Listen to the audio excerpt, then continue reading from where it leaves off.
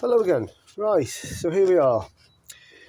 These are the Iskey hydraulic superlifters, super anti-pump up. Now I don't know whether you can read the information on this, but there it is.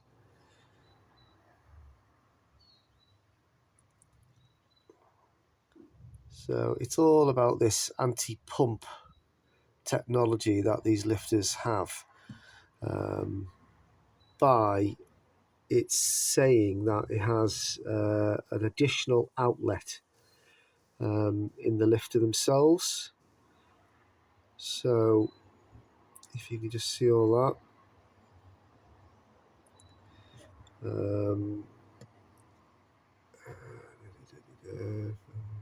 Relief port automatically unmasks, opens and allows the imminent release of excess trapped oil, in contrast to stock lifters not having the anti-pump protection.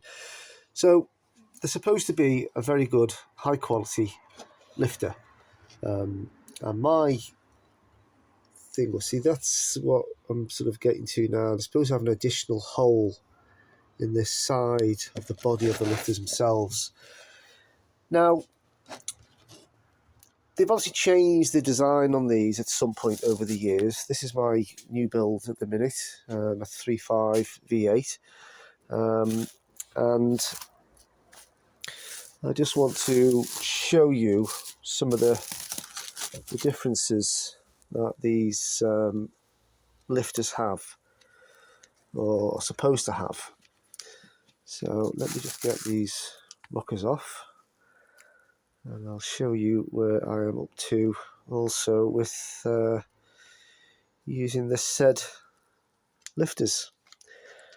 We'll just call them Iskey lifters for the time being. So let's just get these shafts off.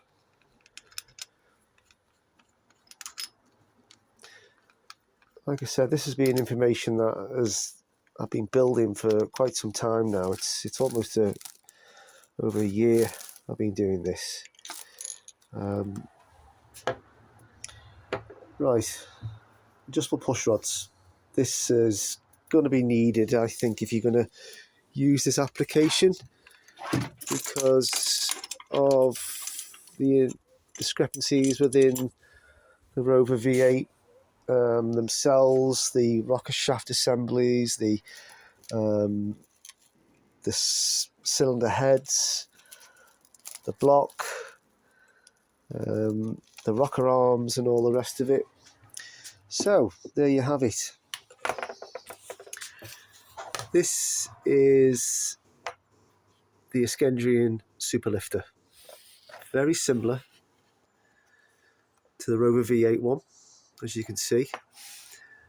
Both have an oil bleed just underneath the top half of the lifter itself. They're exactly the same size in width and height. The only difference is the bucket on the Iskey lifter is a lot lower than the standard Rover lifter. But as you can see, it's got a much stronger retaining clip inside the lifter itself, but it is a lot lower. So you won't get any standard push rods to make up that difference, let alone try and achieve the preload that you're looking for. And this engineer's blue on this one was to find out whether or not what the difference was with the standard push rods themselves for the Rover V8. At first glance, they look quite similar, but as you can see, the ball size for that one is a nice fit, which obviously is the rocker arm side, but it's not going to sit in that cup of the Iskey lifter. They are slightly smaller, so as opposed to the standard ones. So with Real Steel, you can buy, they supply 2 ball ends of different sizes for the Rover V8. When you buy the push rods themselves, you get the paperwork to go with it, and it actually says here you should receive both 5 and 32 thousandths radius and a 3 and 16th of a thousandths radius.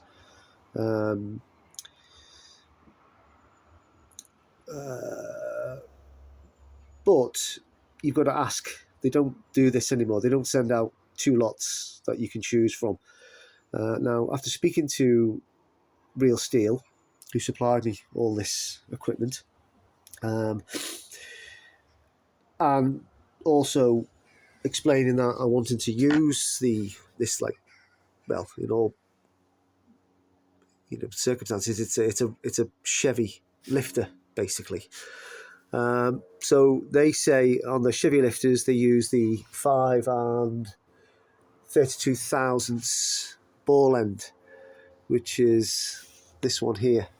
So as you can see, this one here, it's quite slack. I can't, it doesn't fit in there properly. But on the Iski lifter, it's a nice fit. It is. Yeah, there you go. So that's the size that you're looking for if you were to ever try this. See that, all that movement in there. So they're not the same. So I had to go ahead and purchase their adjustable push rods, and then fit these smaller ball ends into the into the rods themselves. This is a bit of a tricky job to do, and after I had to go looking. People they're talking about using a press to push them in because they are quite a tight fit going into the hollow tubes of these rods themselves.